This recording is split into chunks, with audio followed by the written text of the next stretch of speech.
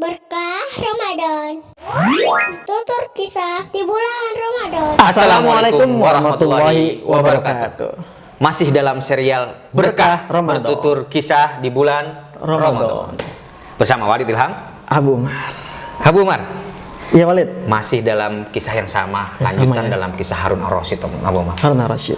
Jadi ketika Harun Ar-Rasyid tahu dan dia siap tuh untuk datang ke tempat Imam Malik. Padahal dia pemimpin. Khalifah. Kan harusnya punya keistimewaan. Keistimewaan. Tentu ini bagian dari keistimewaan bagi siapapun ketika ingin meminta hak keistimewaan. Betul.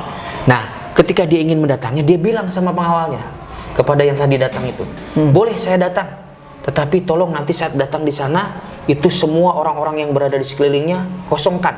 Saya ingin hanya berjumpa berdua dengan Imam Malik, ingin bertanya berbanyak hal. Tahu nggak Abu Umar, teman-teman?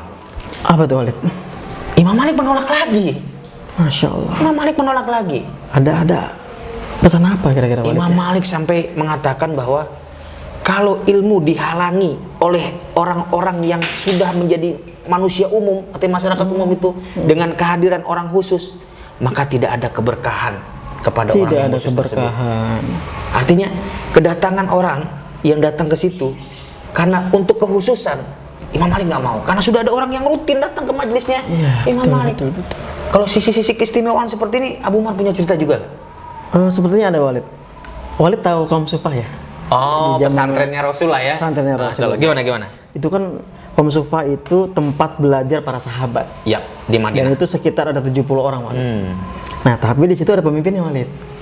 Pemimpin dari Abu Hurairah, betul. Pemimpin di kaum Sufah itu. Namanya pemimpin diistimewakan ya kira-kira? Iya, pasti punya. Seharusnya ya. Harusnya punya ruang-ruang istimewa. Nah, ini menarik Walid. Gimana? Abu Hurairah sebagai murid, dia itu juga terkadang ada hal yang manusiawi lah, lapar, sedih. Dia pernah lapar Walid.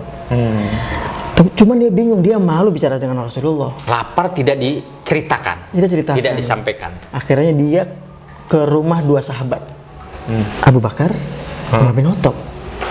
Dengan tanda kutip pura-pura belajar, menanyakan sesuatu tentang agama. Padahal kan lebih paham Abu Hurairah. Secara hadis juga banyakkan beliau. Tapi Abu Bakar dan Umar bin Khattab nggak paham. Akhirnya setelah itu pulang, Abu Hurairah ketemu Rasul. Dan Rasulullah paham. Ini sebenarnya Abu Hurairah lapar nih. Gitu. Dari warna wajahnya. Akhirnya langsung diajak Walid ke rumahnya Rasul. Ke rumah Rasul, melihat ada satu baskom susu.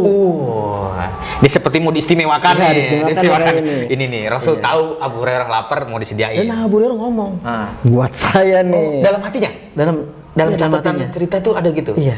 Akhirnya kata Rasulullah, wahai Abu Hurairah, panggil sahabat-sahabatmu di Sufah. Kira-kira Abu Hurairah apa ya sikap beliau? Samina wa tona. Padahal dia pengennya itu istimewa buat dia ya. Ternyata justru Rasul memerintahkan ke kaum Sufah yang lain. Ada 70-an kalau nggak salah. 70-an. Samina wa tona. Saya mendengar dan saya lakukan. Itu hebatnya Abu. Datang tuh. Datang. Diserahkan susunya. Serahkan. Berbaris minum. Ngantri minum. Kemudian setelah sudah habis semua ditanya Walid sama Rasulullah, wahai Abu Hurairah, siapa lagi yang belum minum? Abu Hurairah dengan menahan laparnya Walid, yang belum minum aku dan engkau ya Rasulullah. Luar biasa ya. Lalu? Dan yang menarik adalah ini misalnya langsung Abu Hurairah minum. Setelah itu minum lagi, disuruh minum lagi Walid. Pokoknya sampai nggak sanggup perutnya. Ya Rasulullah, perutku sudah tidak sanggup. Ya sudah, berarti aku minum ya. Izin Walid. Itu kan punya Rasul minum. Rasulullah. Abu Hurairah harusnya mendapat keistimewaan, tetapi Rasul mengajari sesuatu, ajari dulu ke orang lain, yang berada, yang dipimpinnya. Sehingga sang pemimpin juga tahu kepekaan hidup tentang keistimewaan itu. Luar biasa. Teman-teman, begitulah keistimewaan. Bukan hanya sekedar dia harus terus dilayani di depan. Tapi juga harus peka siapa yang dipimpinnya. Dan tahu di mana ilmu itu perlu dihargai dan diistimewakan. Begitu kan? Sampai jumpa di kisah kita berikutnya. Assalamualaikum warahmatullahi wabarakatuh.